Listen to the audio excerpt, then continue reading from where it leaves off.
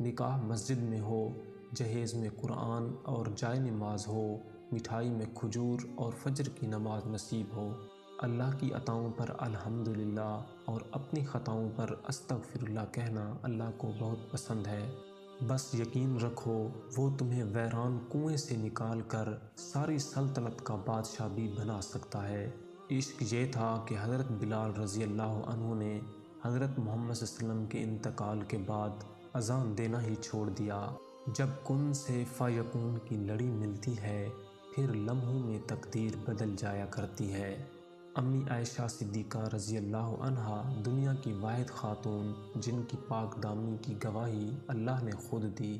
اگر تمہیں اللہ کے دینے پر یقین ہے تو پھر تمہاری یقین سے مانگی ہوئی ہر دعا قبولیت کی طاقت رکھتی ہے اور جلد ہی تم مقبولیت کے کرشمے دیکھو گے۔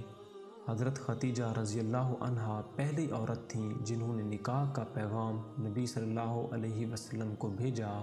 یوں اللہ نے ان کے ذریعے لڑکی کو خود اپنا خاوند پسند کرنے کی آزادی دی۔ ماں باپ ان درختوں کی طرح ہیں جن کے سائے میں اولاد راج کرتی ہے۔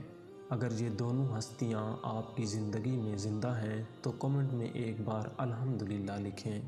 حضرت فاطمہ رضی اللہ عنہا واحد عورت ہے جن کا باپ نبیوں کا سردار، خاوند ولیوں کا سردار، بیٹے جنت کے شہزادوں کے سردار، خود جنت کی عورتوں کی سردار ہیں۔